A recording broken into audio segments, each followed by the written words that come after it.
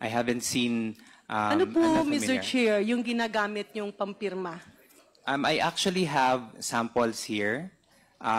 This year, I changed the pen that I have been using. Pwede mo pang may pakita yung fountain It's pen? this one. It's not a fountain pen, but it's a felt tip pen po. Okay, at ang kulay niya ay ano po? The color is deep indigo. Yung pirma po kanina, Mr. Chair, anong taon yon? 2023, if So- I'm not mistaken, yeah. So, Mr. Chair, Mr. Ortonio, ano pong ginagamit yung pangpirma noong 2023? 2023, I've been using, it's a blue pen. Sometimes I still use it for writing. It's Ayan po, yan ata This yung pen na galing ng PSDBM, di ba? Pero mukhang hindi It's a po pilot. yan ang lumalabas sa pirma mo kanina. because that was my signature, I believe, for one of my replies in one of the invitations here sa committee. So sige, diretsuin ko na lang, Mr. Chair. Ano yung ginamit mong pen sa pirma mo nung dokumentong pinakita? It's this one. It's my felt tip pen po. What do you call it? It's a felt tip pen. Felt tip pen.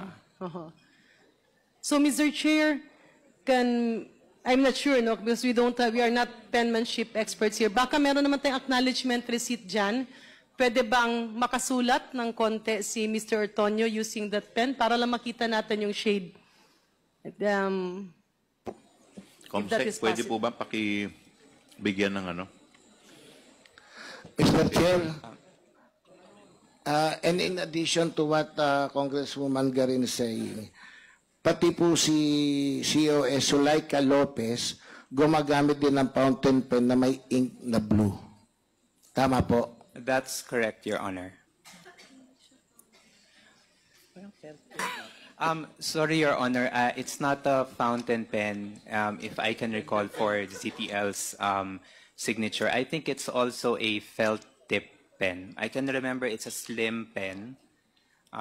So Okay, it's not Mr. a Chair, fountain pen. can I have an additional question? Sa Office of the Vice President po, or sa Department of Education, sino-sino po ang gumagamit ng felt tip pen? Pasensya na po, bago ko lang po kasi narinig yun.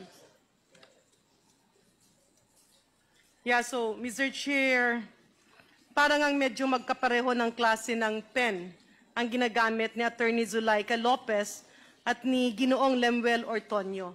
So, Mr. Chair, my pending question is, Sir Lemuel, sa OVP po at sa Department of Education, sino-sino pa po ang gumagamit ng ganitong klaseng pen?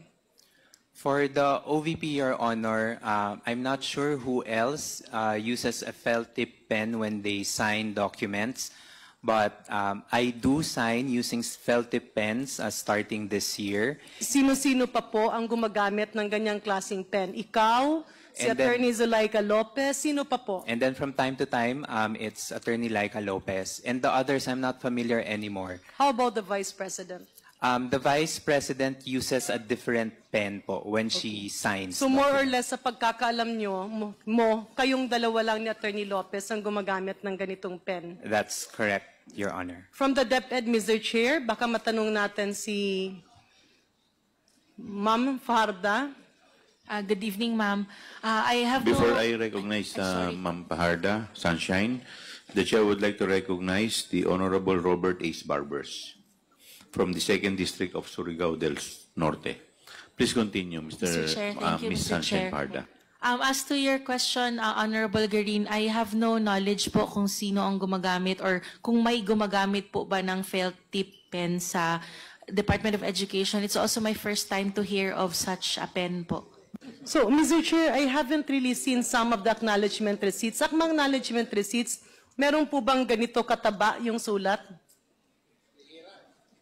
Sa mga acknowledgement receipt po in the possession of our committee secretariat, meron bang mga pirma o mga sulat na ganito kataba, kapareho ng pirma at sulat ni Ma'am Zulaika Lopez at ni Ginoong Lemuel Ortonio?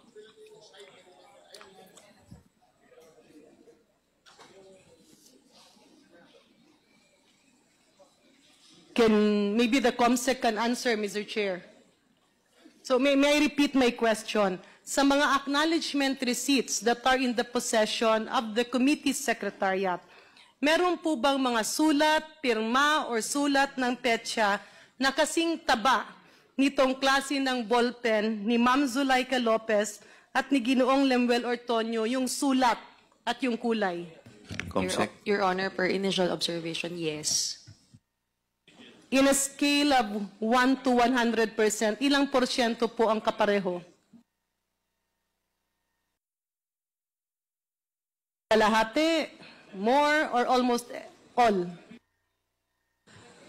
Almost all, Your Honor. Highly probable. Even sa with nung kanilang penmanship, Your Honor. Thank you for that, ma'am. So, Mr. Chair, ulitin ko lang. Ang isang nakita natin nakakapagtaka dito, yung mga acknowledgement receipt, ibig sabihin yung mga pirma at petsa na kuno na bigyan ng pera, ay kapareho yung taba, kulay ng sulat ng special na klaseng ballpen na ang tanging gumagamit lang po, pasensya na po, ay si Mr. Lemuel Ortonio at si Zulaika Lopez.